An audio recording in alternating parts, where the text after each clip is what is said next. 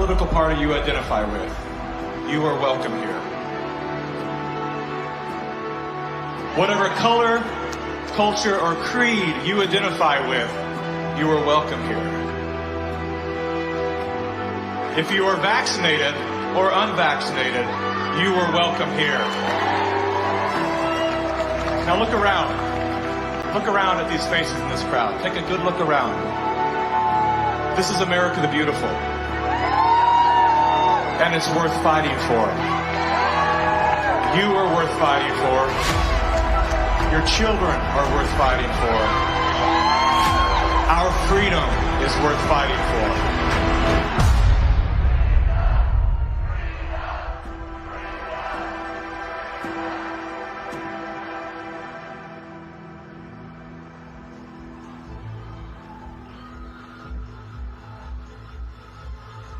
My name is Mikki Willis.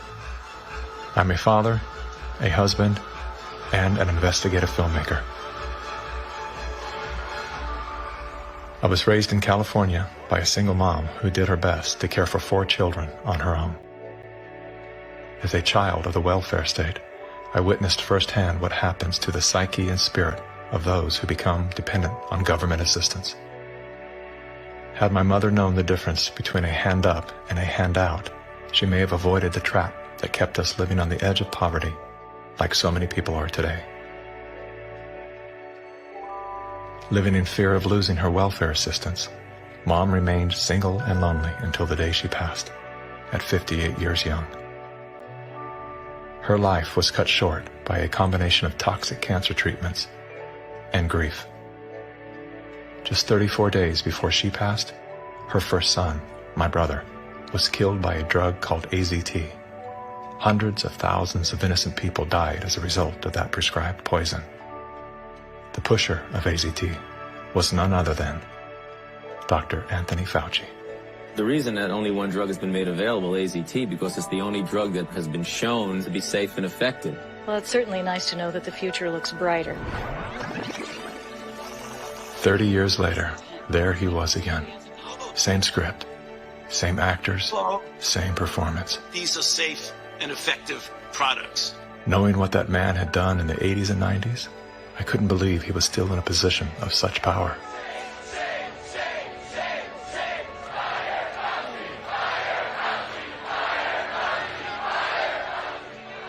As the world descended into synchronized tyranny, I began to ask myself, how did they get everyone to go along with this? Feels so good. I know. Obsessed with finding the answer, I began studying every moment in recorded history where masses of people devolved into a state of self-destruction. Down that rabbit hole was where I discovered the work of G. Edward Griffin. Gentlemen, again let me say welcome to our home. Since the 1960s, Mr. Griffin has been warning the world of the communist plot to overtake America. Yes, I know. Communism. Mr. Gorbachev, tear down this wall. That thing we've all been told fell with the Berlin Wall. How do you measure such an astonishing moment in history? It was Napoleon who said, "History is a lie agreed upon." Ironically, there's no evidence that Napoleon ever said that. As we're about to discover together, much of our history has been rewritten to serve an agenda that up until recently was invisible to the average person. Average, like this guy. Everyone's talking about the necessity for change right now, particularly here in the U.S.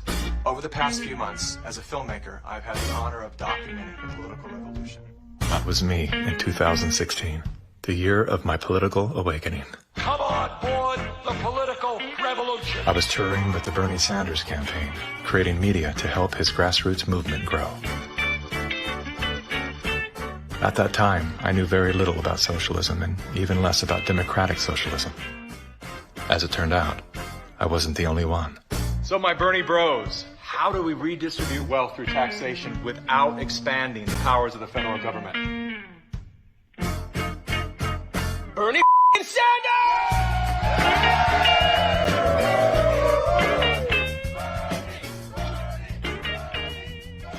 As confusion set in, I began turning my questions inward. Are they hypnotized? am I hypnotized? That question, that one simple question, activated some strange sort of faith healing. Suddenly, I could see. How did I not see this before? There were so many red flags.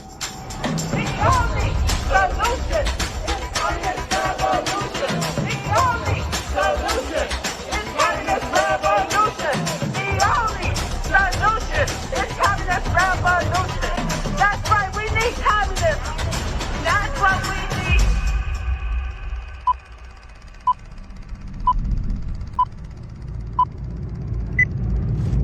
I'm well aware that whether you're here in person or through the medium of motion picture, that for most of you, it's not easy to fit meetings of this kind into your schedules. But the fact that you are here indicates that you do have an interest in the subject. So in order not to waste any of your time, let's dispense with the usual preliminaries and get right down to the business at hand. We're going to examine in quite a bit of detail the communist theory and practice of revolution, particularly as applied to the United States. Now, this will not be something dreamed up out of thin air. This will be the strategy as taught by them and advocated by them in their own manuals, in their textbooks, and in their schools. The new program of the Communist Party on this subject has this to say. The term socialism describes but the first stage of a new society that in its full development is called communism. Socialism is a transitional stage. Jim Carrey, everybody. I went out today and bought me some freedom-friendly Nikes. Yeah, that's right. As a salute to Colin Kaepernick, to Nike, congratulations on your fantastic choice. Thank you so much. Well, it's good to be back it's in great to dystopian America. The Republicans are running with the word socialism.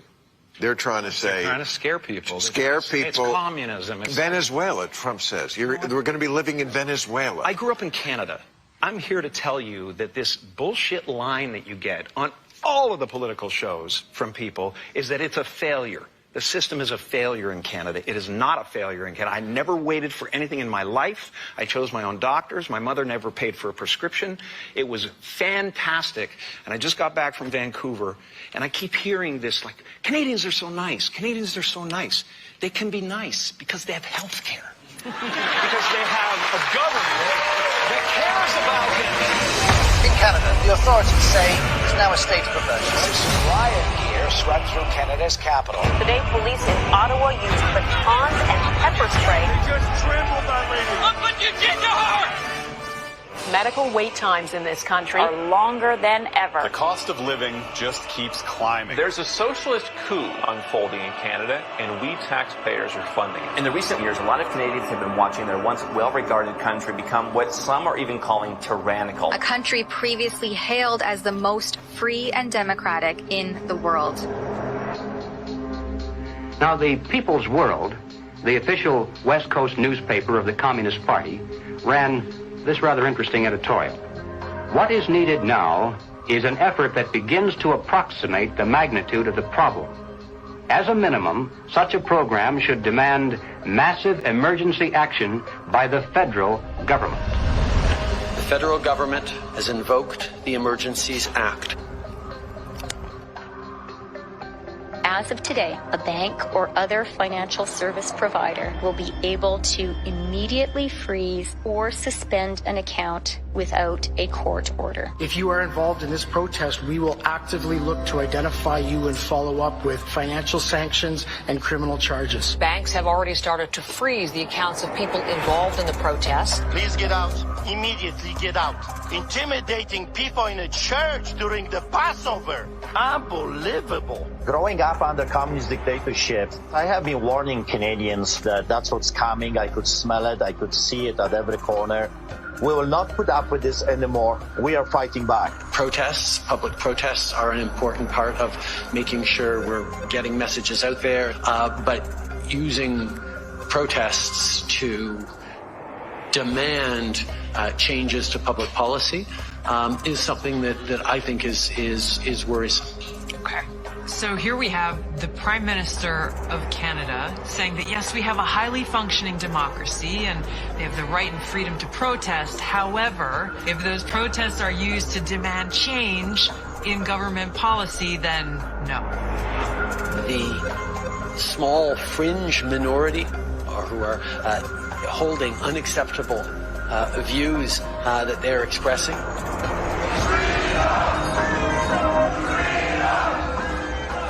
Do not represent the views of Canadians who know that following the science and stepping up to protect each other is the best way to continue to ensure our freedoms, our rights, our values as a country.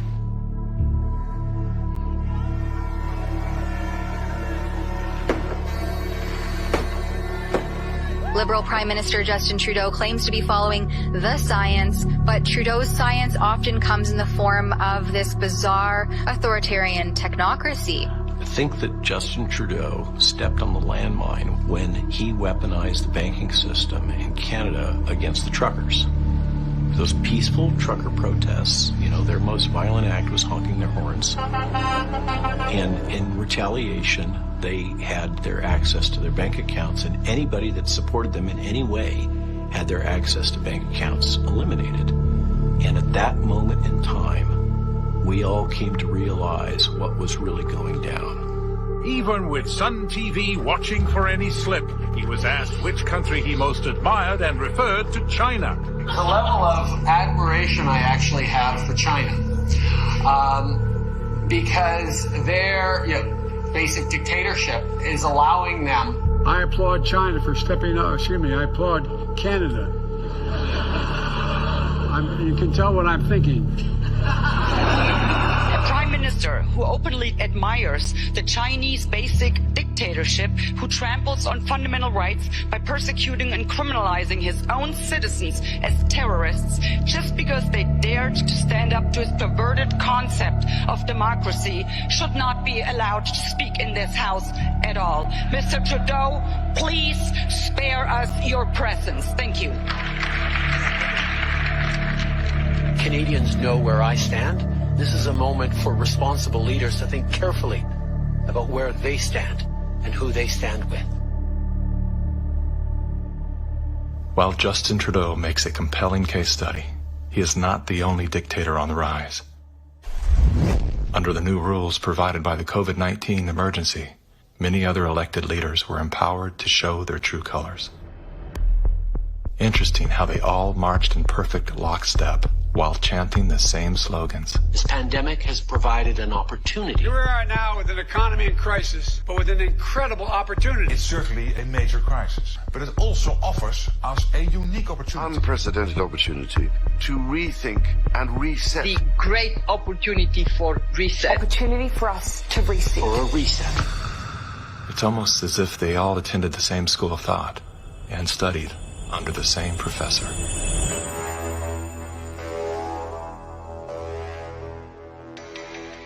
Some people would say this revolution is characterized by the fight of robots against human beings. And we will win this fight. Professor Klaus Schwab was born in 1938 in Ravensburg, Germany, where Nazi crimes against humanity were committed. His father, Eugene Wilhelm Schwab, was the managing director of Escher Weiss Ravensburg, a company that used slave labor to manufacture weapons of war for the Third Reich. While Klaus's father was at the helm, the Nazi Party awarded Escher Weiss Ravensburg the title of National Socialist Model Company. Years later, Klaus Schwab joined the board of directors at Escher Weiss Ravensburg, where he played a key role in the development of South Africa's nuclear weapons program during the darkest years of the racist apartheid regime. Today, Klaus Schwab is the founder and executive chairman of the World Economic Forum. If you'd like to meet the people who are supposed to repair the state of the world, or give a piece of your mind to the bankers who helped get us into this mess, we can tell you where to find a lot of them. The World Economic Forum. Founded in 1971, the World Economic Forum is an international private organization which receives billions of tax-free dollars from its members and their global enterprises. Every year, the WEF brings together its members with world leaders, big pharma executives, tech titans, Hollywood celebrities, media personalities, and internet influencers to meet in the secluded mountains of Davos, Switzerland. It is a tiny town folded into the Swiss Alps, a village where you could bump into Bill Clinton, Bill Gates, the head of Google, and the Queen of Jordan, all in one place. A lot of reporters cover the forum, but few get inside. It turns out there are two Davoses, one you see and one you don't.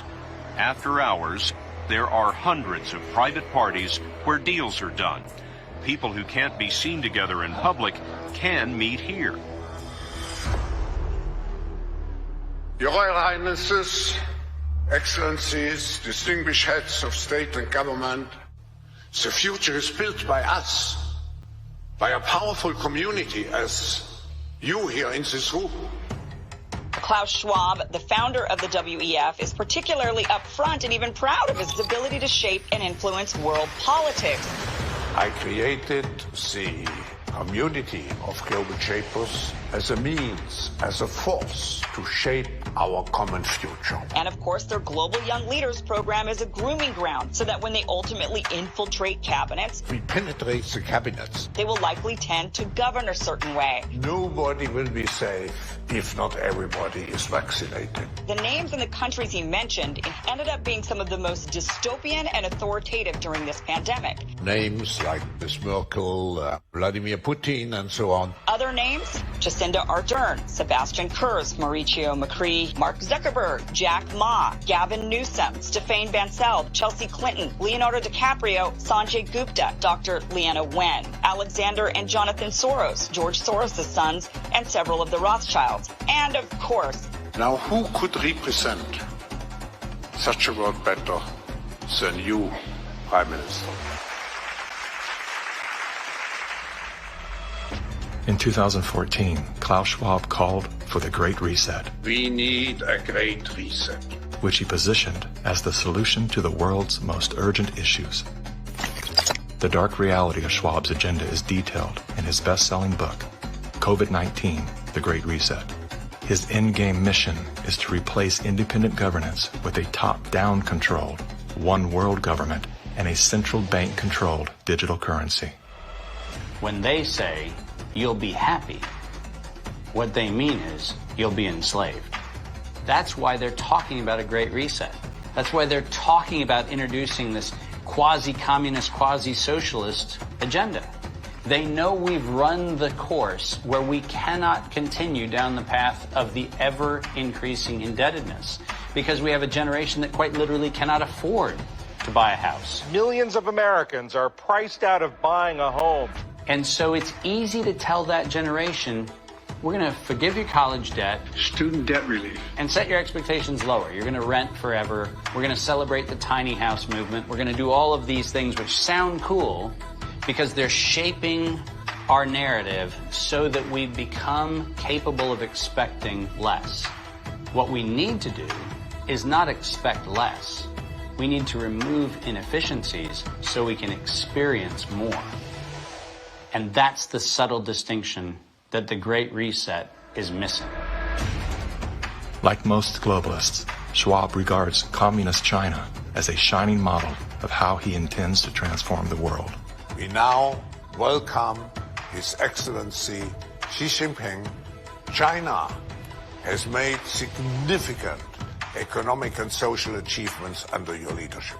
Chinese influence on global affairs is growing. The founder of the World Economic Forum, Klaus Schwab, says that this is what motivated the group this year to invite President Xi Jinping to deliver the keynote address in Davos. Schwab said Xi's presence was a sign of the shift from a unipolar world dominated by the United States to a more multipolar system in which rising powers like China will have a step up and play a bigger role.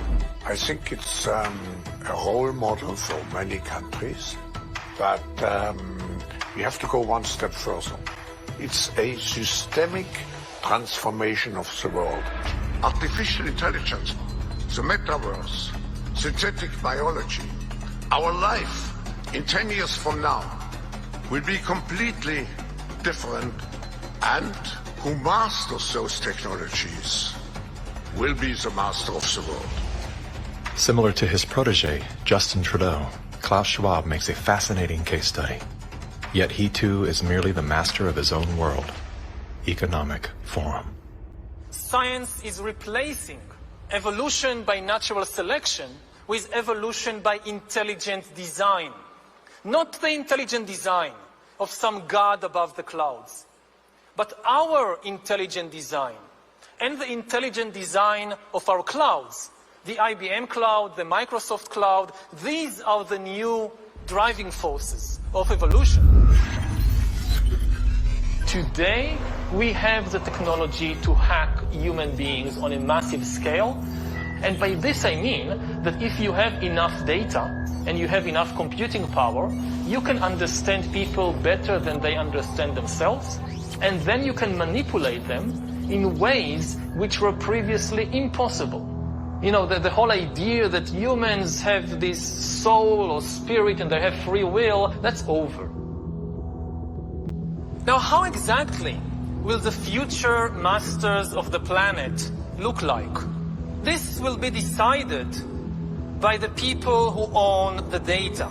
Foreign powers can collect, store, and exploit biometric information from COVID tests. U.S. intelligence officials tell CBS News that China is trying to collect Americans' DNA in hopes of controlling the future of healthcare. China's test kits are a tool to help China compile genetic data. The Chinese aren't the only ones exploring this technology. The U.S. is working on it as well. The White House is ramping up its COVID response, announcing Americans can once again get free COVID test kits as concerns are growing over a rare... Data is the most important asset in the world. Those who control the data control the future, not just of humanity, but the future of life itself. Everywhere she goes, Ouyang Haoyu is followed. What she buys, how she behaves, is tracked and scored to show how responsible and trustworthy she is. It's called the social credit system. A person's reputation is scored on a scale of 350 to 950.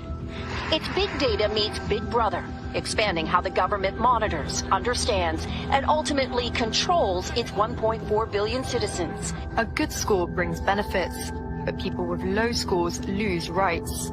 The cinema names and shames people considered untrustworthy, plastering their details, even their addresses, across big screens. And information collectors are paid to report on their neighbors. The Supreme Court has created a blacklist for so-called bad citizens. Among them is this journalist who got a little too close to uncovering corruption among high-profile party members. He was blacklisted. He only realized when he tried to buy a train ticket. Once you're blacklisted, you can no longer get a bank loan, start a business, buy an apartment, or even send your children to a private school. By using the mechanism of social credit, we'll be able to establish a blacklist of people. These punishments will serve as a whip to rebuild moral values. And few here are willing to criticize it, something that may pose a risk itself for a bad score and the life that comes with it. It may seem scary, but it's just like that here. We're used to it, and anyway, we don't have a choice. China wants obedient citizens. Criticism or resistance among the population is virtually non-existent. This woman's door was kicked in by police when she refused to go to quarantine. Now these videos show rows of metal containers which are being used to house COVID-19 patients. Some of them have complained that very little food is left for them in the freezing metal boxes. Chinese government officials now installing fences in Shanghai, blocking people from leaving their homes. For some, Shanghai feels like the world's largest prison.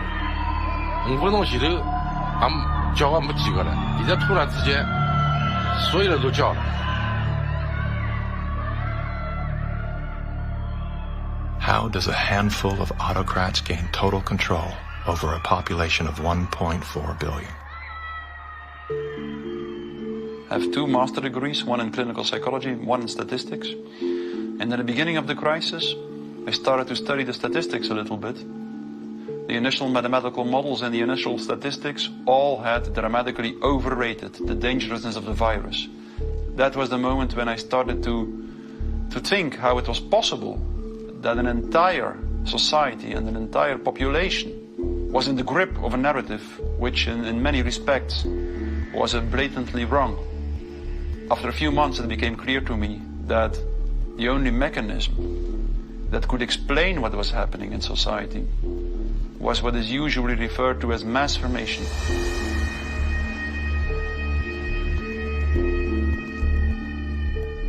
Mass formation is identical to hypnosis. And this term refers to a specific kind of group formation, which has very special characteristic effects at the level of individual mental functioning. And one of these effects is that an individual that is in the grip of mass formation typically lose every capacity to take a critical distance from what they believe in, from what the group believes in. You would think it would be people with lower IQs that would be more susceptible to this, but it seems to be the other way around. Are you seeing this? I have seen this, and it does seem to be predicted by educational status and IQ.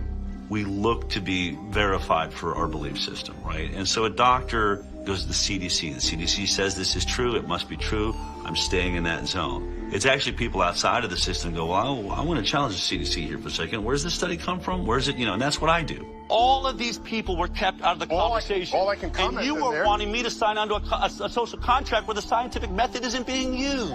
I'm not interested in medical pedigree. I'm interested in medical consensus. People who are highly intelligent tend to go and get a lot of degrees. Those people have spent so many years in institutions to get those degrees that they have developed a trust and confidence in not only the educational institutions, but those that support them, which are largely government bodies. And so they start from the place of, if it's told by the university, by the government, it's probably going to be true. What I've learned about science is that it's really, imagine they're looking at like a fragment of the world, and it's all they see. It's all they're looking at. The world, they don't see the world. So I think that there's a disconnect between people who are smart and have lots of degrees with actual reality, with the lived experience of nature, of life, that you don't see with people who are actually working with their hands outdoors all of the time. A mass formation typically emerges in a society when very specific conditions are met. First and for all, the most central condition is a major part of the population needs to feel lonely.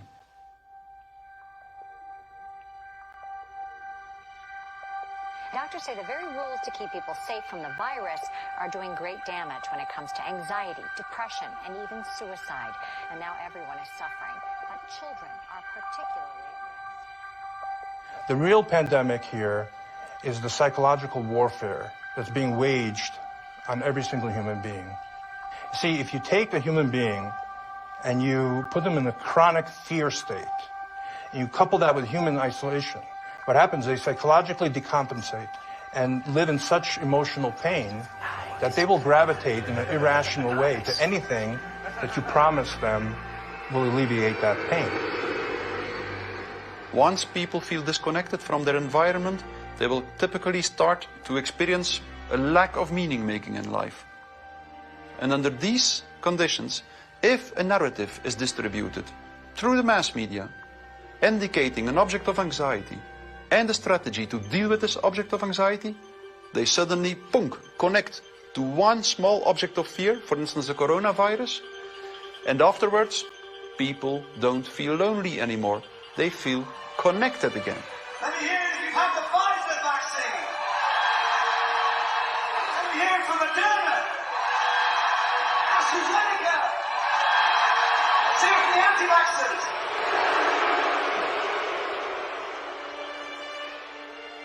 The new kind of social bond is highly problematic, just because the connections between the individuals even deteriorate more, and the bond between the individual and the collective becomes stronger and stronger and stronger, which make them willing to sacrifice everything for the collective. Its health, its wealth, the future of its children, everything. Something else that is really characteristic of individuals in mass formation is that they become radically intolerant for dissonant voices. The people who are not getting vaccines, it's time to start shaming them. What else? Or leave them behind. Vaccinated person having a heart attack? Yes, come right on in. We'll take care of you. Unvaccinated guy, rest in peace, Wheezy.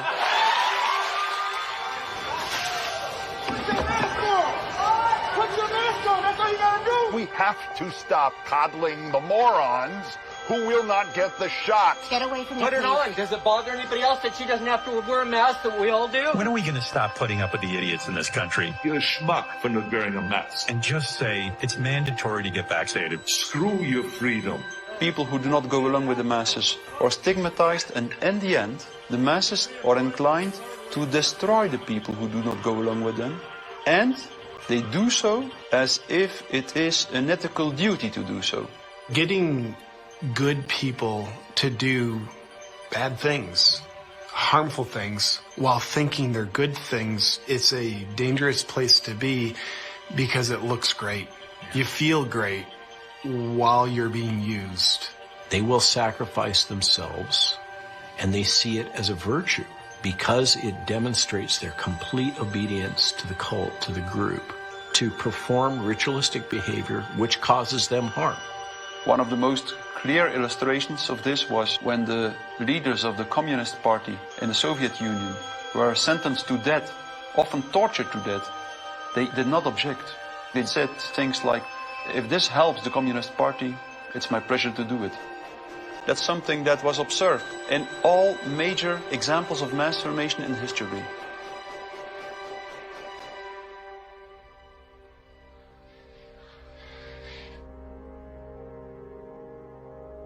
I was born in Communist China 2 years before Mao started his Cultural Revolution.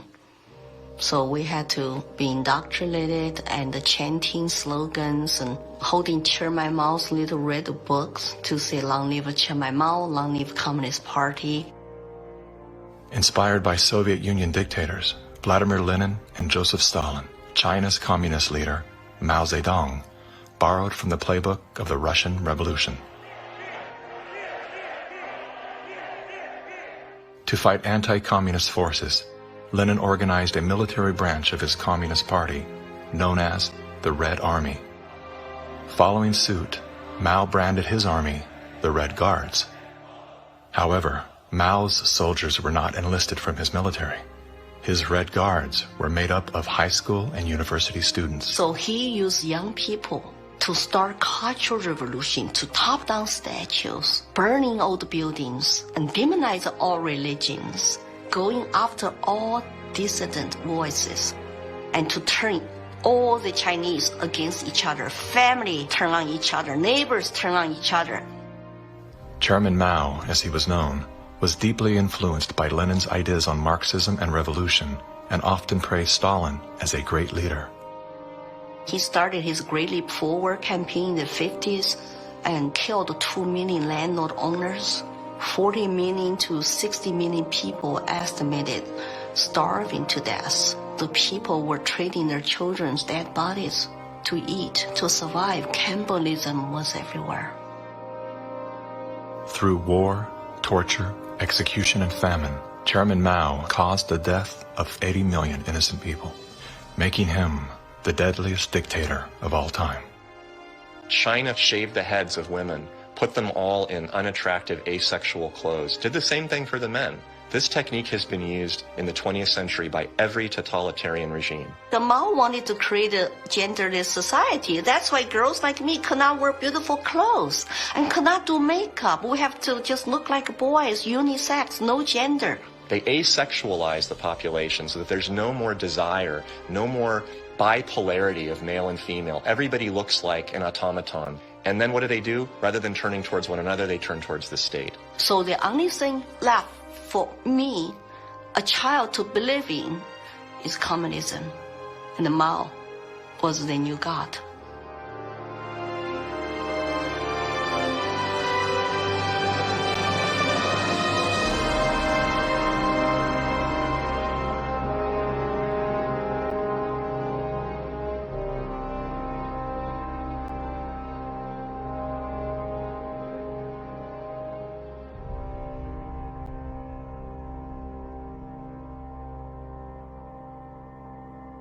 Now, in China, the government is not only cracking down on Muslims, but on other religions as well, as it pushes to assert communist ideology. Here's something else that is banned in China: Falun Gong, a religious movement that emphasizes on spiritual enlightenment and cultivation of virtue.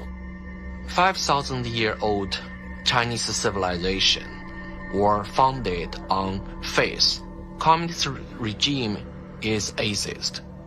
So any philosophies which encourage people to believe God, believe good things, it's something they don't like. I decided to escape China after serious persecution I have experienced.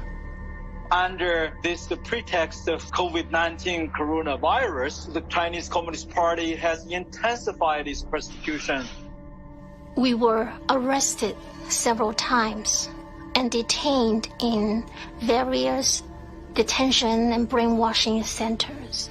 Over the past few years, a vast network of camps has been built across Xinjiang. A series of classified bulletins show how easy it is to be singled out by the Chinese government for education and training. The U.S. Defense Department says as many as 3 million are being forcibly detained in re-education and forced labor camps. China calls them thought transformation camps built to prevent extremism from spreading, but reports indicate they're more like prisons.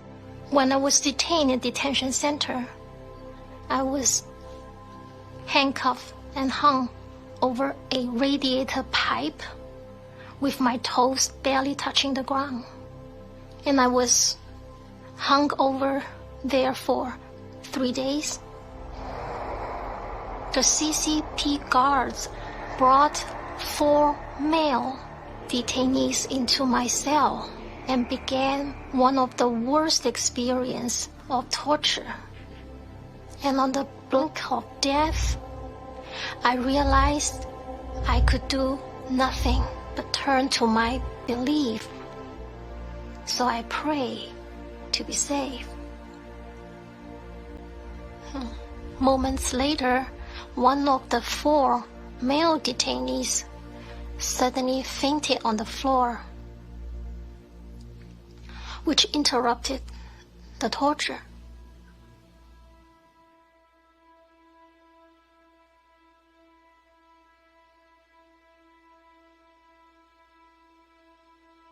I left China because my parents were heavily persecuted for their practice of Falun Gong. From age 1 to age 5, my grandparents were taking care of me because my parents, they were always inside some dark cells being tortured. My first clear memory of my mother, I was brought to a brainwashing center and saw her being tied up to a chair with like people behind her guarding her, and she had a very thick plastic tube inserted into her nose, and she was being force-fed at the time. She just looked like she was in so much pain, and I was 5 at the time. It's just very traumatizing.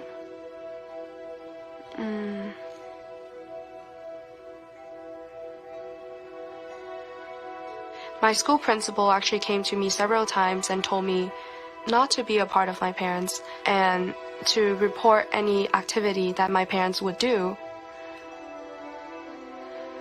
They're instilling all the lies and hatred into the younger generation. The young people are used today to do the American Cultural Revolution, to turn the kids basically not to trust their parents anymore. And say, oh, my parents don't understand me, I'm confused, so I need to turn to my teachers, turn to other authority figures. Look at the Mao's Cultural Revolution to say how many similarities are there.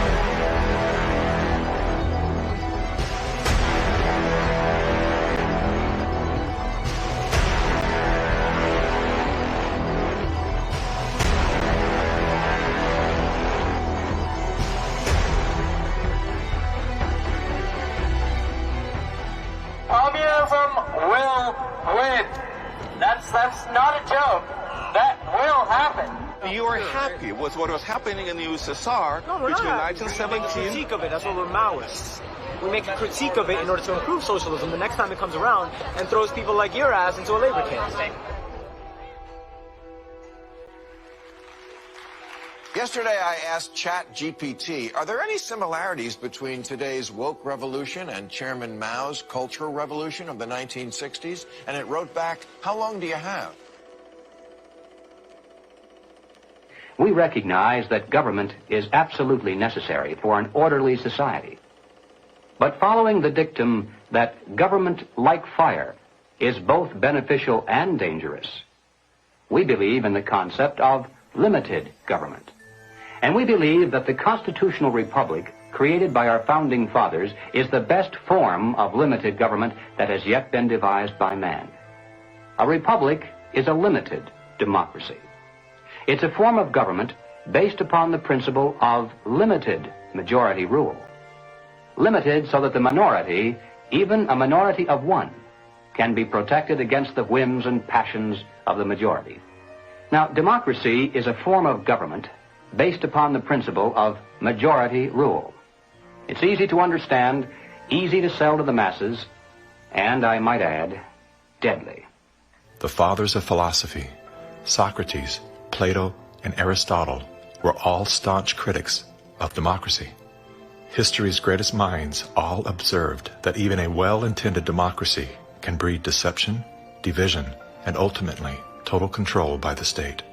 Aristotle wrote that democracy is not just the rule of the majority. Democracy is a system in which the majority is in charge, respecting the basic elementary rights and principles of minorities. If not, democracy becomes a tyranny of the majority. Socrates himself became a victim of this very process. He was sentenced to death by a majority vote for protesting the rights and protections of the minority. This country was founded on the principle that the individual is sovereign over the institution of government. And it's about a philosophy of governance that says that you are a free individual, or a philosophy of governance that says you're serf and you're subject. We have inalienable rights just by virtue of being human. And so their primary responsibility as the government is to protect those rights. These aren't rules to govern me, they're rules to govern the government. Like what you are and are not allowed to do to me. We are constitutional republic with representative democracy, so people do vote, but we have a separation of powers. So if you majority vote to eat you for lunch, the Supreme Court can say, no, you cannot. And how do you protect the minority from the majority? You write down a set of rules on a piece of paper. You say, this we can do, that we cannot. At the top of the paper, you write the word Constitution.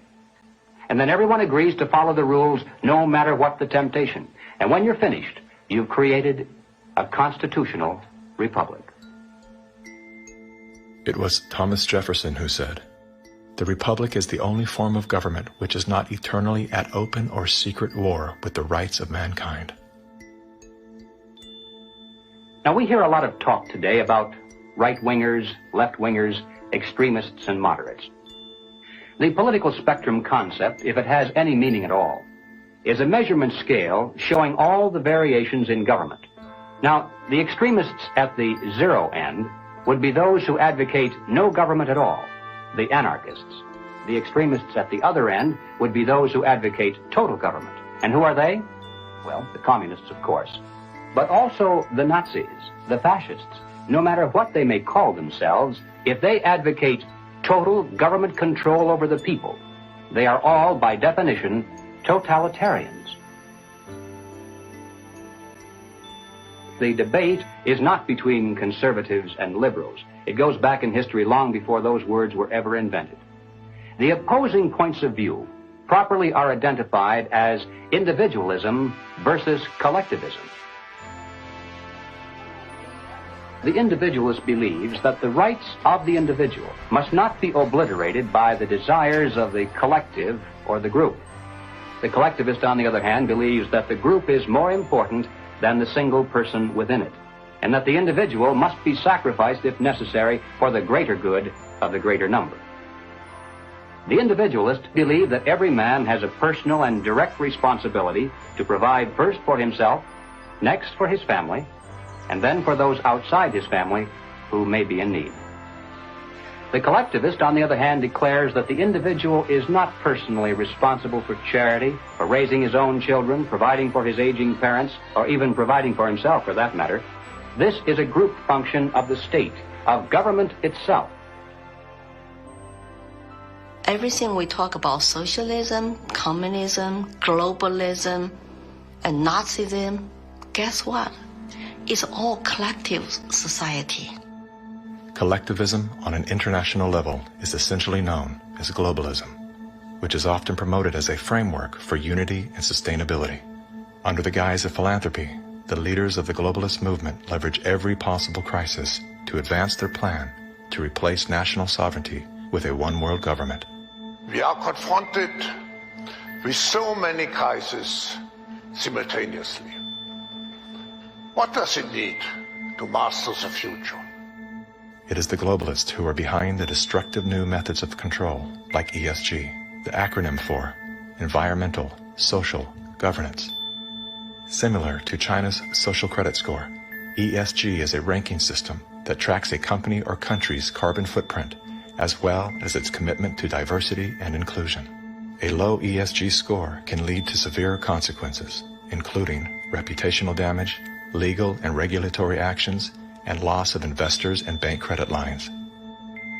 Within the last decade, numerous nations and thousands of major brands have been coerced to adapt to the ESG program, and today, many of them are paying the price.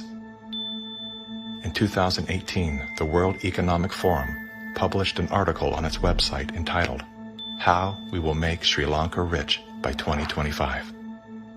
That article was removed once it became known that food prices in Sri Lanka had nearly doubled and that millions of their citizens were facing starvation. Now, what caused this? Farmers protested and asked the government to work with them on slowly improving farming practices to be more environmentally friendly rather than implementing harsh bans. But the government was more interested in maintaining a high ESG score with its creditors like BlackRock. As a result, food production dropped drastically, with farmers expecting crop losses of 85%. The country had to begin spending money on importing food when it was previously self-sufficient. Sri Lanka is a cautionary tale. What's happening there could be a foreshadowing of what's in store for us if we don't take heed and learn some lessons. The Dutch government was one of the first to sign on to the ESG system. Dutch farmers pleaded that the rush to adapt to extreme new regulations would result in the destruction of the country's food supply. The Netherlands is the second largest agriculture exporter in the world, earning the title of the tiny country that feeds the world. A collapse of their system could trigger a global food crisis. Yet, the Netherlands Prime Minister continued to persecute Dutch farmers until they were forced to revolt. Where do you find still such a prime minister in the world? You find it in the Netherlands, and it's Mark Rutte. And remember, too, the Netherlands is the pilot program of the World Food Hubs, and the World Economic Forum has assigned to the Netherlands what they call this Global Secretariat, using, ironically, a communist term for it. Klaus Schwab's golden pin-up boy, Prime Minister Mark Rutte, is busy fulfilling the agenda of the World Economic Forum's Great Reset by turfing farmers off their own land. Perhaps the most important lesson I've learned in my years as Prime Minister of one of the world's most outward-looking trading countries is that national interests are often best served by international cooperation. Schwab has sold this idea because they're up against the wall. Okay, you have all these governments that are basically broke. So what will happen is if they defaulted, then all the people have lost their pensions, they've counted on it, and they're going to be storming their palaces with pitchforks. Schwab has sold the idea that, well, we go towards Marxism and you can still retain power. None of these net zero climate schemes work without massively disrupting or even destroying the lives of the little people. If you think about what created wealthy people wealthy throughout the many years of our human history, it was the ownership of land. And you have governments right now that are looking to take ownership of real estate, and it's happening everywhere. And you have this movement of individuals kind of going like, hey, like people should never profit off of real estate. And unfortunately, that ideology is what the government is using to take control. If we look at data from 2001 to 2015, there is a slow and steady trend towards more corporations owning single-family homes, apartments, office spaces, and less individuals actually owning real estate. Blackstone Group actually recently raised a record of $50 billion to take homes from American families. During the pandemic, when all people were ordered to lock down indoors, why did governments around the world make exceptions for mass protests? We've all heard the term fire sale. In this case, it's not a metaphor. When a community is damaged by protests, the value of local properties plummet. Investors then gobble up the devalued real estate for pennies on the dollar. In many cases, the leaders of the decimated communities receive kickbacks for allowing this transfer of wealth. Big companies and investment firms swooping in and buying up some of the only affordable homes in your neighborhood. The more you have individuals not own their own home, the more you have individuals not financially independent, creates more dependence on big financial corporations that profit off of mass people. So we are going towards a world where the people are owning nothing. I always say, like, if we don't own anything, well, who does? Bill Gates, business magnate, software developer, philanthropist, nation's largest farmland owner. Gates owns nearly 270,000. It's a reinstitution of Marxism where, communism owned all the property. In his Communist Manifesto, Karl Marx wrote, "The theory of communism may be summed up in a single sentence: abolition of private property." Karl Marx was a German philosopher and social theorist who lived in the 1800s. He is the co-author of the Communist Manifesto, which has been referred to as the Bible of Communism. His theories of class conflict and dialectical materialism were instrumental in shaping socialist and communist movements worldwide. Joseph Stalin, Vladimir Lenin, Leon Trotsky, Mao Zedong, Che Guevara, Fidel Castro, Kim Jong-un, Hugo Chavez, Nicolas Maduro, and many other communist revolutionaries have cited Marxism as the foundation of their political ideologies. Marx rejected all concepts of God, as well as the traditional family. According to members of his own family, Marx was emotionally, verbally, and physically abusive. His wife, Jenny, was plagued by depression, which was compounded by Karl's adulterous impulses and his inability to provide for his children. Despite his privileged upbringing and formal education, Karl Marx was often unwilling to work and instead relied on the financial support of friends and family.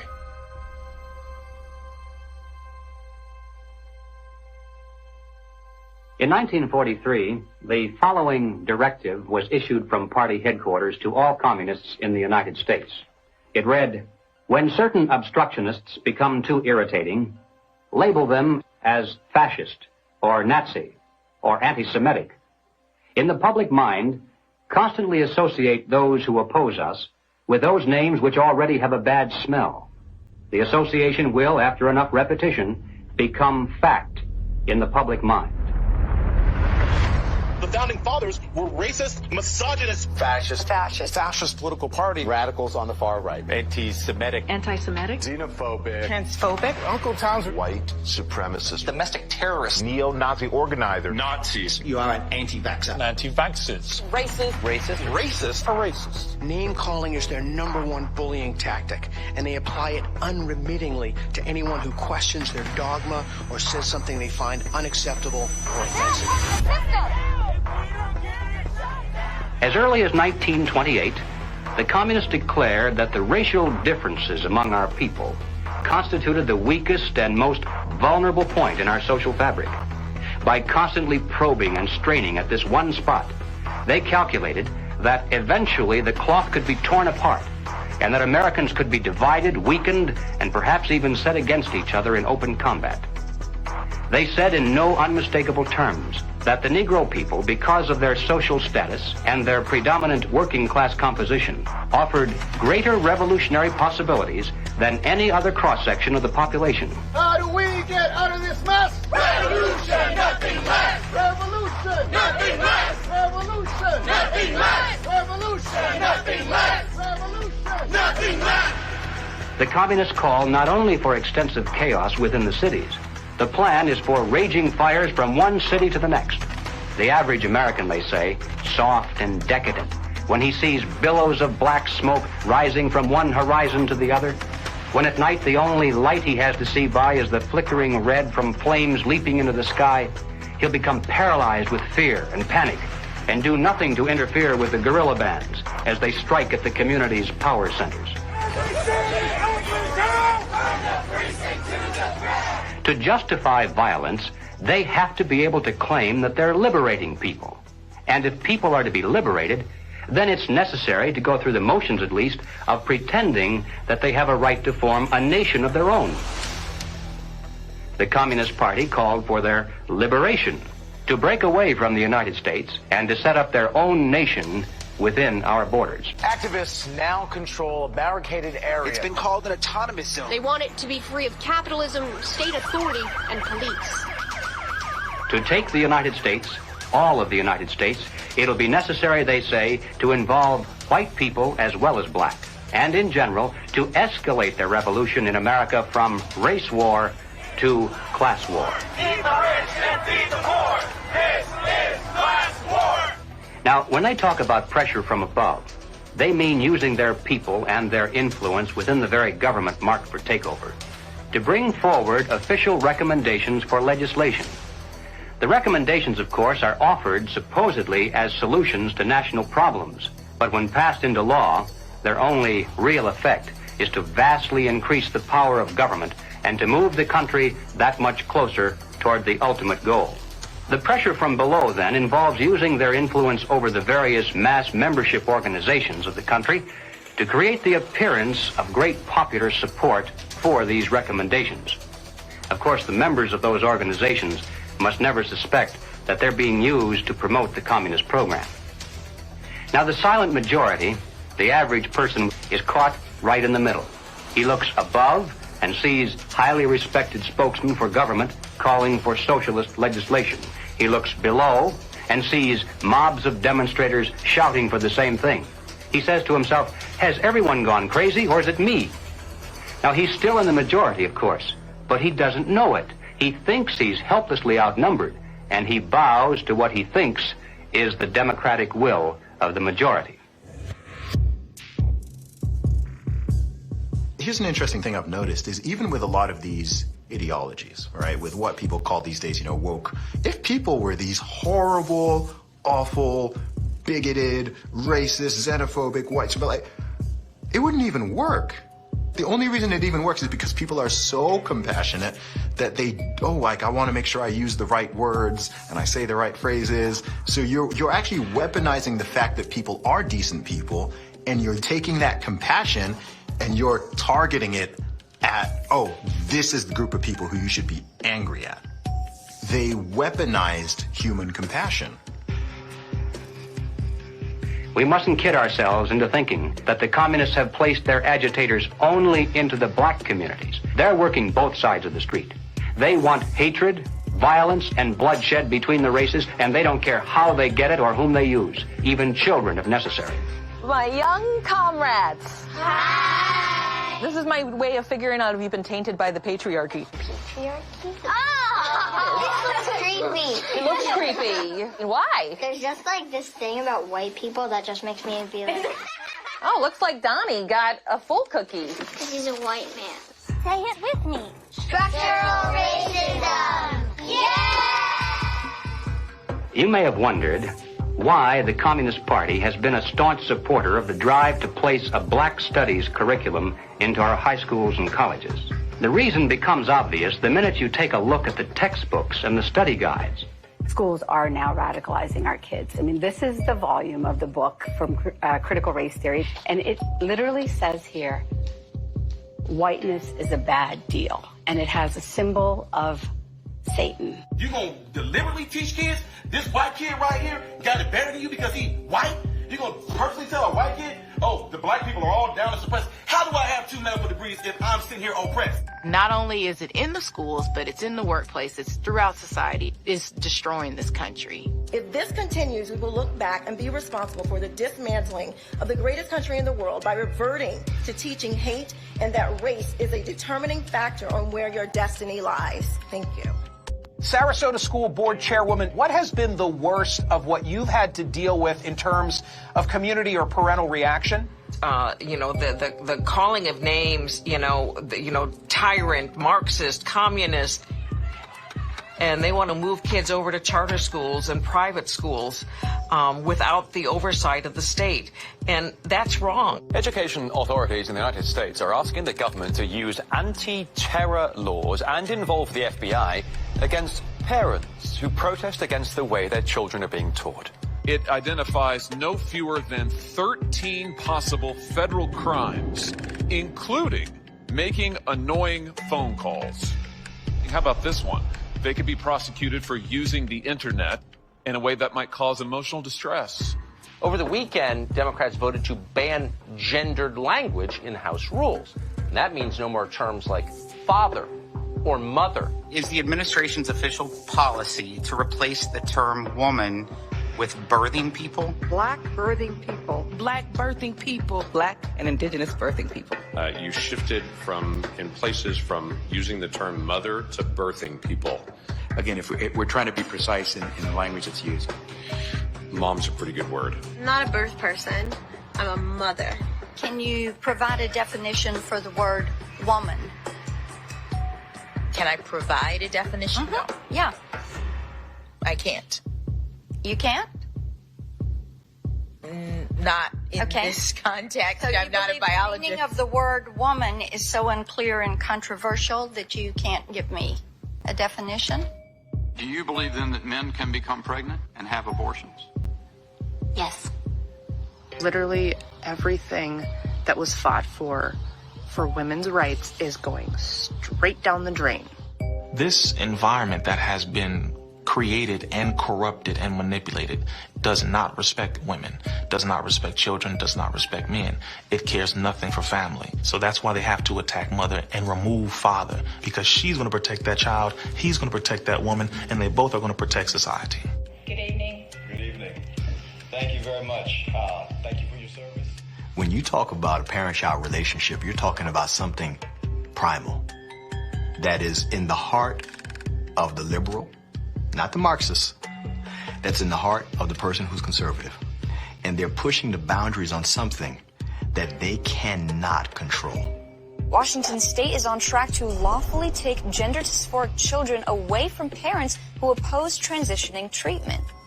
That is against the Constitution. The only time a parent loses their rights is if there's an extreme circumstance. It's severing the bond between the parent and the child. What they're doing is they're dividing families to take control of the children. The biggest offense against communism is the nuclear family.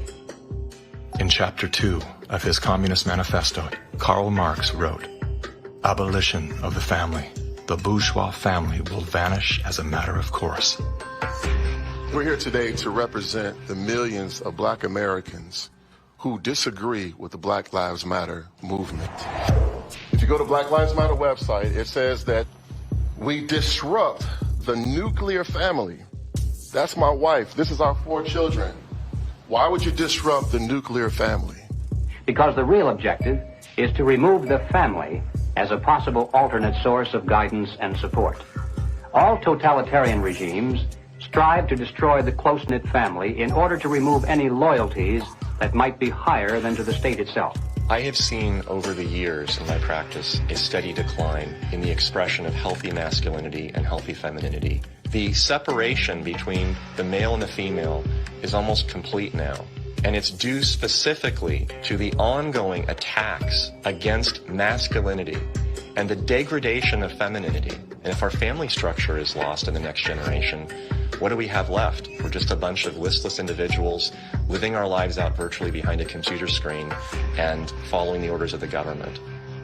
Maybe it's because I came in the movement at 17 and a half, so I have just a knack for knowing how to organize young people. I was at our publications table today, and I was speaking to this young person And he grabbed the book and he said, it's like Mal's Red Book. And I was like, man, that's what I was thinking. And it was just really cool to hear him make that connection. I was like, how about you buy like 10 to 15 of these books and you all have like a youth organizing group where you talk about it and you really try to engage this. We need to build off of this. We actually do have an ideological frame.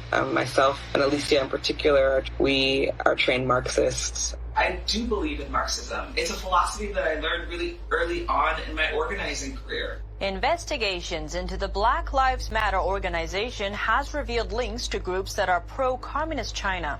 The self-proclaimed Marxist Black Lives Matter co-founder Alicia Garza also owns the Black Futures Lab project.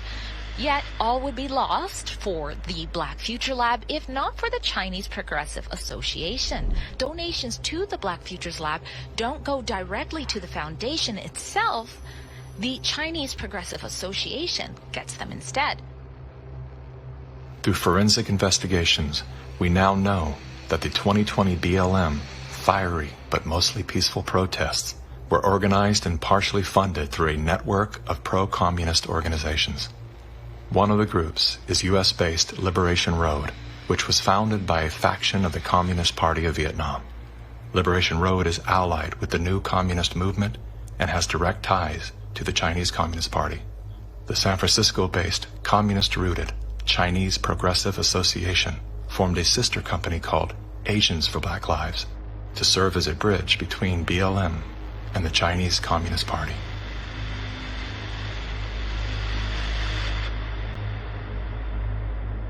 I spent a lot of time with President Xi. He's deadly earnest about becoming the most significant, consequential nation in the world.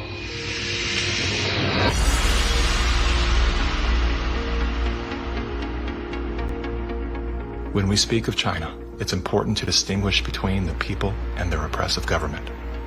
And while the Communist Party of China is undoubtedly America's greatest foreign adversary, it's crucial to recognize that the most urgent threat to the future of the United States resides within its own borders. We're so used to thinking in terms of the old-fashioned concepts of warfare, we fail to realize that the favorite weapons of communist conquest are instead propaganda. Do you know who the greatest propagator of disinformation in the history of the world is? The U.S. government.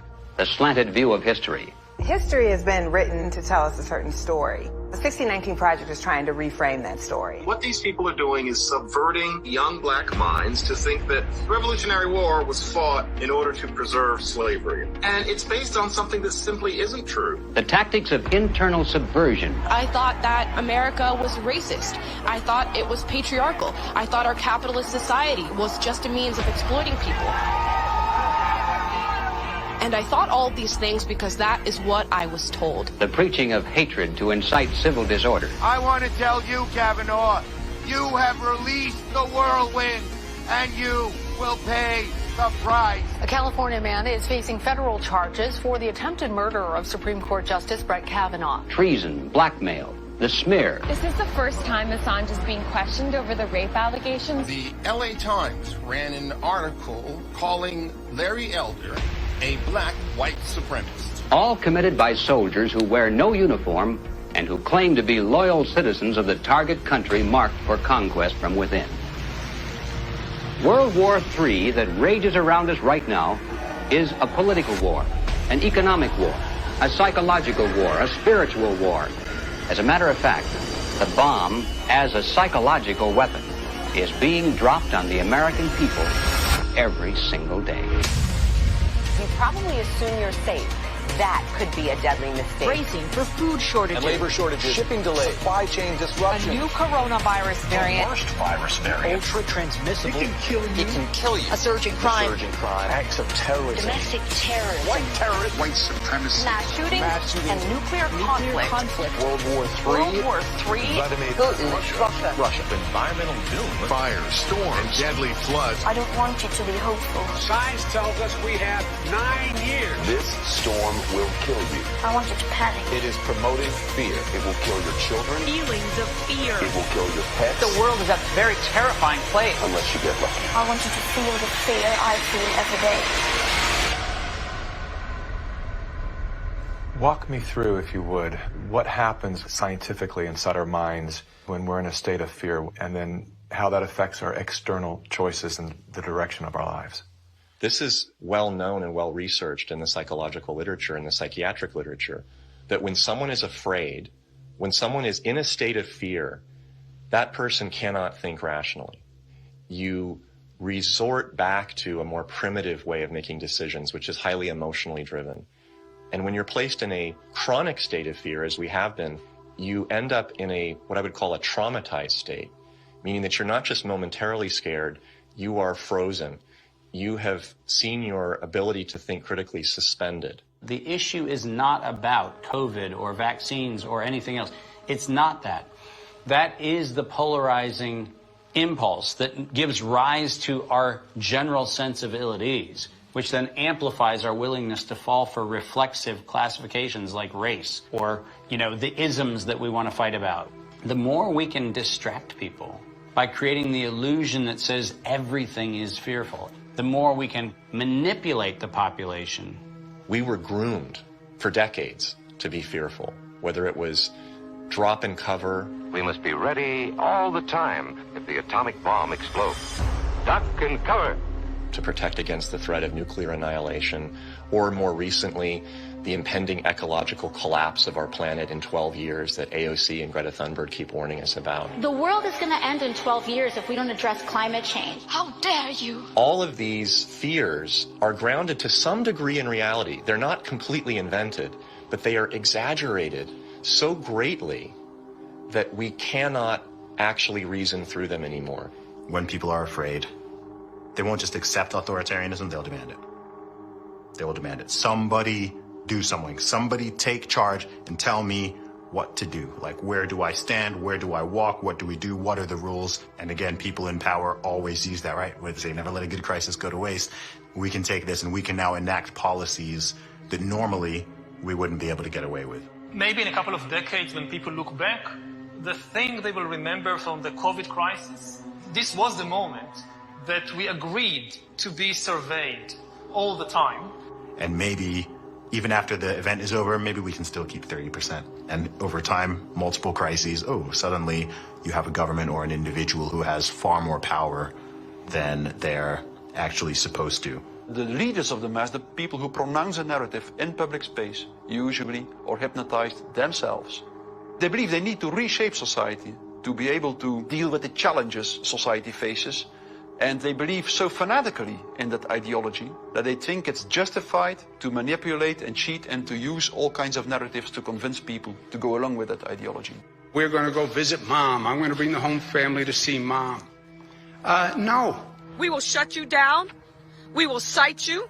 And if we need to, we will arrest you and we will take you to jail. You either get your tests done and make sure you're cleared, or we will keep you in a facility longer. It's going to be very hard for people to do a lot of normal life unless they can prove their vaccination status. Such as, you're not going to work in this particular agency or institution. You're not going to be able to go to this college or this university. Once we start doing that, you will see more and more people willingly get vaccinated. If the fear of losing your job, your friends, family, and future isn't enough to coerce you into submission, perhaps these incentives will entice you to willingly comply. It's everything from cash prizes to college scholarships. Now offering kids 12 and up limited edition Avengers comic books. Thousands of prizes available, including cruises and Super Bowl tickets. They're giving away Ford F-150 trucks. They're giving away shotguns and hunting rifles. Marijuana dispensaries are giving away joints for Jack. Krispy Kreme announcing this week a free donut. And yes, free beers. That's right. Get a shot and have a beer. Today could be your lucky day. California's vaccine lottery. One grand winner to take home up to $5 million if you get vaccinated next week. They made it exciting, right? There's a reason people go to Vegas. It really could be somewhat lucrative if they aren't already persuaded. 13-year-old Joshua says one of the best parts of getting a shot at Mickey D's, lunch on the house. Just think of this when you think of vaccination.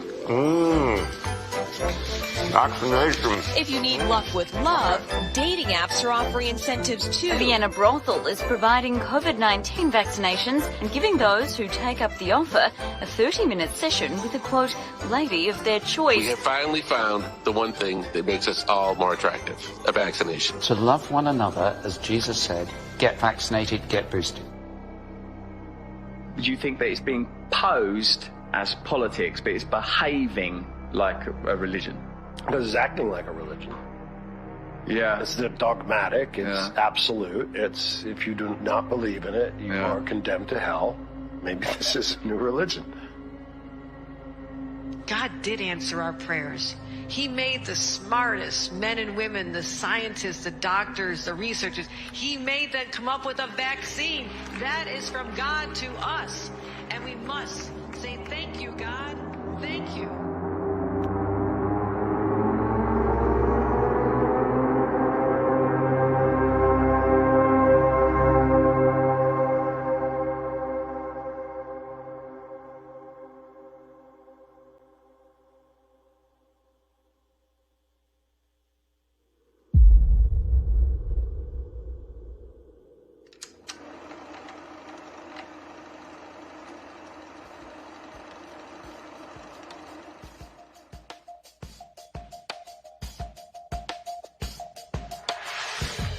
There was a time, and not too long ago, I think, when we could have pulled ourselves out of this without too great a sacrifice on the part of anyone. But we didn't. Instead, we slept. Everywhere I look, I see men and women who know that communists are making headway in this country. They know that something must be done and that someone must stand up to them. But they themselves do nothing. They remain silent because they're afraid that if they speak out, it'll be bad for business. They may lose a client. They may even lose their jobs. Or perhaps they're receiving a regular government check and already are too dependent upon some of the very people and programs they know they should oppose. We have now passed the point of painless solutions and parlor patriotism. Well, all right, so what do we do about it? What are the countermeasures that need to be taken? And where do we begin? Before we finally win this battle, and I should hasten to say that there's no doubt in my mind that we're going to win. I'm increasingly convinced of this. But before we finally do see victory, we must carry the truth to every man, woman, and child in America. I have no idea of what each of you is going to do in the critical days that lie ahead. It may be much, it may be little, it may be nothing at all. I don't know. Only you can answer that question. But ladies and gentlemen, whatever it is you decide to do for your country, do it soon. Do it now. Every minute that you delay further will add dearly to the price of ultimate victory. Mr. Griffin, that was over 50 years ago. Where are we now? Hearing that phrase after all these years is kind of a shocker because I didn't realize really at the time how accurate it was going to be. But we're in the middle of it now, and so the ultimate victory is still ahead of us. How did you know way back then what would be happening today? It's a long story, of course, but I did take a fascinating tour of the Communist Bookstore in Los Angeles when I was very, very young. I was working for an insurance company. I was Mr. Corporate America, you know. That was the period when the hippie, image was pretty popular, and a lot of these guys in that bookstore were in that uniform.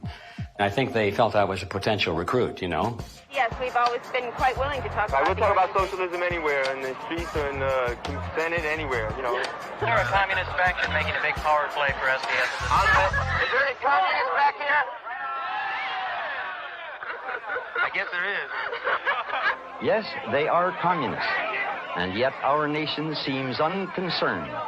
Many newspapers, television commentators, and educators call these young revolutionaries dissidents. But are these voices of mere dissent, of mere student unrest, or of sedition and revolution? They invited me to come to their study groups, they called them. They were really the recruiting funnel, you know. And I didn't have to pretend to be interested because I was interested. I wanted to see what these guys were up to. And of course, the more I read, the more I realized that these guys were deadly serious. And so my Crusader gene said, hey, buddy, you better stop worrying about the corporate ladder and making money and looking good and start doing something about it.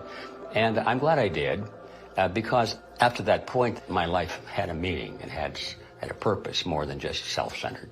Who are some of the key figures behind this agenda?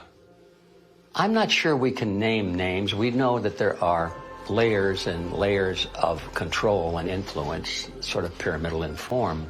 At the bottom level, of course, it's just all the common people. Most of them don't even know what's going on. It used to be that an invader could come in with a superior army, and people resent it, but they obey because if they don't, they get killed. Now, if they want to conquer people in this environment, they have to do it through the mind.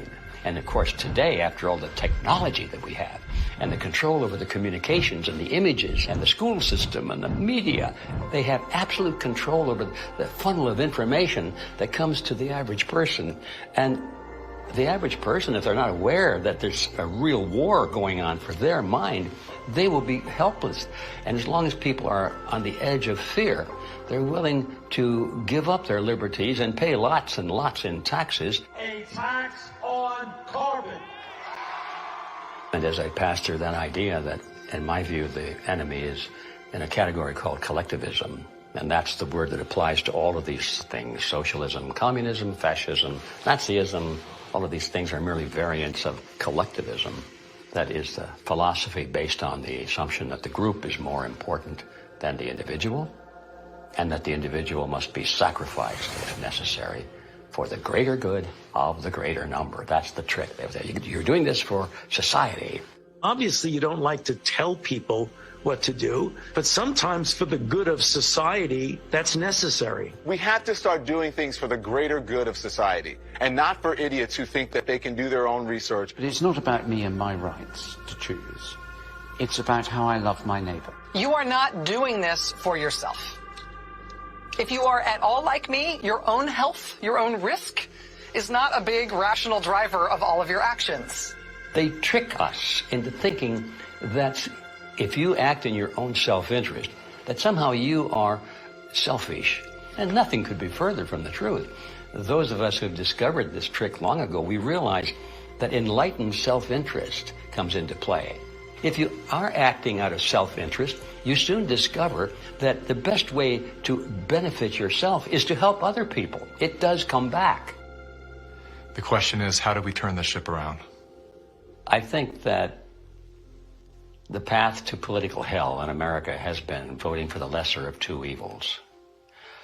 They create conflict because conflict creates fear and confusion, and out of that chaos, people are not too analytical. They'll just struggle for some quick answer, which is who you're going to vote for. That's usually the answer that's offered to them. They think that if you just vote for somebody, the right person, everything will go away. You cannot wait until there's a list of candidates that's published and you say, which one am I going to choose? You know, by that time the game is over. All those candidates have been selected before you were even aware. You've got to get into politics at the local level so you have some influence in which candidates are selected. And that starts at the grassroots level. You don't come in at the top, you come in at the bottom. If we do that job, we will influence both political parties just like our opponents do now. There is actually a way forward and a way out, but it's going to require work, and it's also going to require that we acknowledge that we have wronged ourselves, that we are part of this problem. It's not the government that caused this. The government facilitated it. What caused it was our being asleep at the wheel. Without taking accountability, we cannot move forward. The masses of humanity have been slapped awake in a very short period of time, to where now it has created a domino effect of awareness all across the planet. People cannot go back into the matrix now. They can't. A lot of people are trying to, and they can't. We have the right as citizens in this country to abolish government and create a new one. And that is the authority that has been given to us. It is written in our documents. The Declaration of Independence, the Constitution of the United States, the Declaration of Human Rights. We have indelible rights, and the basis of those rights are our freedoms. And if we don't have that, we don't have life. And so we have to awaken, we have to arise, we have to fight. The natural rights of every individual is life, liberty, and property, and establishing a country on a premise that had never been established before, that the individual is sovereign because their rights are endowed to them by a sovereign God. This which has happened can only be described as divine, which is why we're the nation. Our ideology, our way of life is always under this relentless attack that we have defeated over and over again, and we will defeat it this time.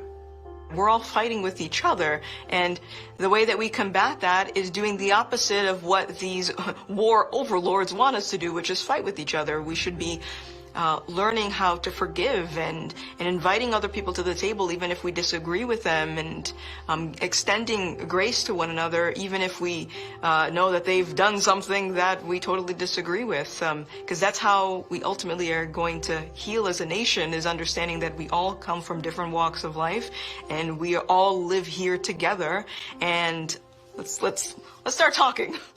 The only real problem that's existed in the world is division. It's that people are not getting in rooms, willing to speak with one another, see each other's hearts, and get to know, hey, what do you believe? What do I believe? And is there a way we can actually work together to solve these problems? And I'm willing to bet that most of the Gen Zers would say yes. That's what we do right now, and that's why I'm glad we're the age that we are, because we can be leaders of that conversation. When I started to realize, like, wow, freedom's a polarizing concept for some reason. Thought this was America. Is this America? It is? Okay. World's different than I thought. So my fear was I could lose everything. I could lose my audience. I could lose my business. But I knew, especially having a son come into the world, I am imprinting something on his beautiful, innocent, fragile psyche and heart. I'm imprinting the man that I am, or I'm imprinting a hollow shell of the man that I refuse to be. And I knew in that moment, I'm willing to risk losing everything to do that. I would rather pick up cans on the side of the highway to feed my family than to live out of alignment with my truth and betray my son. Just say no. Rise up in a nonviolent way. They can't imprison everyone. They can't fire everyone. But they can fire individuals that are separated and don't work together and give in to the fear. And don't sacrifice your future for a few conveniences now in the present. You should sacrifice maybe the present conveniences so that you're going to have a future. The media has done a good job at stripping from us our ability to think on our own and for ourselves. If we can get back to that, I think that we can build a stronger America. In my opinion, the first step you have to take is you have to get out from under the control mechanisms. And that means blow up your TV, don't listen to the fear porn, and set yourself free of debt, which is what controls you and controls everything around you. It is the weapon that is used. The most important thing is always that the dissonant voices continue to speak out, and, also extremely important, that they don't start to form a mass or a crowd themselves. Because that happens very easily as well. Happens very easily. Once a large-scale mass formation starts, the people who do not go along with them feel threatened, and they can start to form a mass themselves. So it's extremely important not to form a mass ourselves. That means to form a group, a coherent group, and that what unifies this group should in the first place be the fact that everybody who belongs to the group can have his own opinion and can speak in his own way. What matters most to you?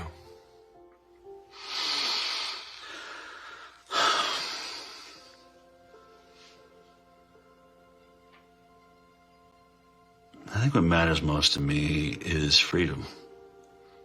Freedom. I want as little laws as necessary to keep us from killing each other. I mean, I get it. There's crazy people out there. We have to find a balance. In the end, I want my children to live in a world where they're free to dream, to take risks, to fail, to succeed. Hardship strengthens us. We wouldn't have had the American Revolution and the beta model for the American Constitution, the beta model of a republic in the modern world, unless the tyranny of King George had been unbearable. All the good things in life usually are a result of some kind of a rebound against something that's very not good at all, very painful. I mean, I think about if someone had jumped in there and taken away my failures. I can't do what I'm doing now if someone had kept me from really hurting, really learning lessons that were hard to learn so that I would never make that mistake again. In a philosophical sense, we should be thankful for this movement that's happening, in spite of the fact that it's tragedy and it's hurting people and all that. But without it, we might just go right along in that pot and be boiled in time. But now the frog is jumping out. And we have a chance coming up here now to create a new vision, and it's going to be great. It's a bit cynical, but it is in the end good news that mass formation and totalitarianism always destroys itself in a relatively short time span. And the most important thing, of course, is that you have to make sure that the system does not destroy you before it destroys itself. Throughout history, it was always the very small minority. History has always been written by the 1% of the population. 15% of the population create history, and they follow the leadership, the thought leadership of 1%. But that 15% altogether is what changes history. And so all you have to do is reach 15% of the population. I think today, after all this time, we have more than 15%. We just have to get them together so they realize that they're not alone. And that's our task right now. I don't think our societies have taken the moment to look up and actually see and appreciate how much progress has been made in the past century. On so many different levels, we have made incredible progress. Like, what we've got here is actually great. It's imperfect, and we should still be making tweaks carefully to try to make it better. And I think that's where so much of that self-hatred or hatred of the nation or hatred of the other or whatever comes from. This lack of perspective and gratitude and inability to take a moment, chill out on the activism and go, wait, actually, okay, we've achieved a very unique and special point in history, and let's be careful with that. On that note, as Sure. a man who's traveled the world, Yeah. have you experienced any nation that has course-corrected beyond their sins more than the U.S. has? No. It's sad to see Americans who live in a free country, born as Americans, and do not recognize their privileges. You are born American, a free country. You never suffered a starvation. And you need to go to other countries to find out why all the immigrants, millions of them, want to come here. What is happening in our backyard today, I experienced as an 11-year-old. I remember vividly all the promises that a guy named Castro gave and how 99% of the people swallowed the pill. He was going to save Cuba. I remember how he promised to the farmers, to the Guajiros, that you're going to own the land. I remember all the promises that we hear today about free education and free health care and free land. And my God, no freedom. The defectors here that are speaking out against the Communist Party in China are risking their lives. And our government is not interested in listening to them or helping them in any way.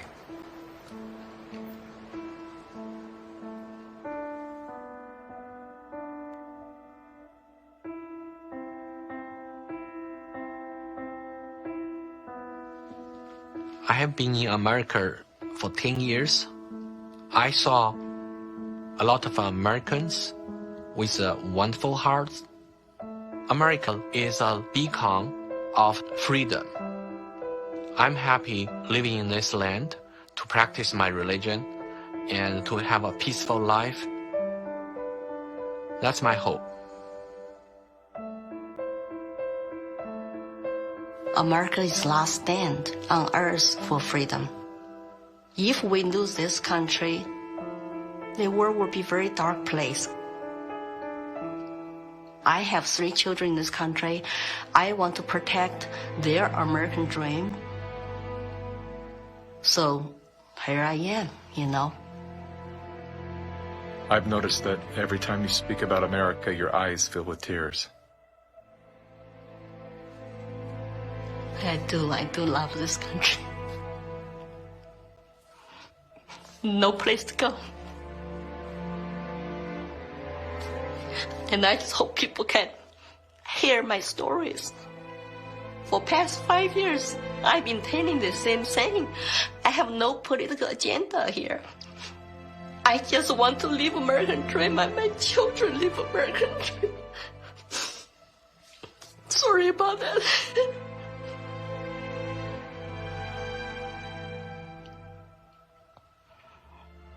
It's time to ask questions.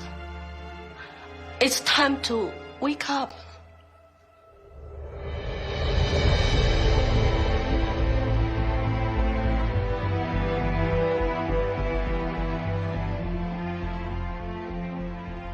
We've been brought together in this moment to face the urgent choice between dehumanization and rehumanization.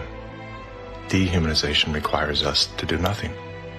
Nothing other than to allow that process to continue to the point of no return. Rehumanization, on the other hand, requires action. One action. To remember. To remember what we knew as children, when everything was possible, before our attention was captured, before the conditioning set in, before our nature was denied. There's nothing new we have to learn. All we have to do is to remember. And then take the hand of that memory and go out and stand on ground. Not concrete, not asphalt. Stand on ground. And see if you can feel the heartbeat of a universe that conspired to give you life, so that you once again can feel the joy of being completely human.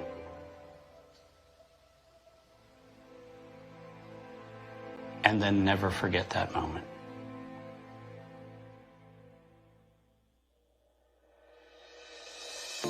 This is the moment for us to activate our innate ability to create solutions. That can only happen through the awareness of symbiosis, defined as a mutually beneficial relationship between different groups. All of life depends on relationships.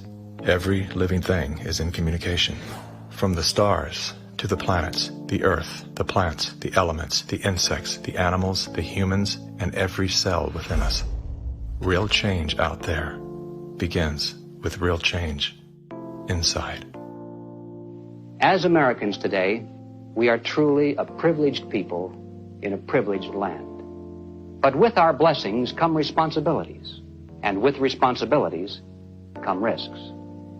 The challenge of our time is that we must accept both the responsibilities of our blessings and the risks involved in defending them for ourselves and for future generations. And we must do this without hesitation if we are to be worthy benefactors of that precious heritage of freedom passed on to us through the epic sacrifices of those who have gone before. Now, that is not flag waving, and it is not cliched patriotism. That's a simple statement of the obligations of citizenship in this glorious land, our land, which with God's help we shall preserve.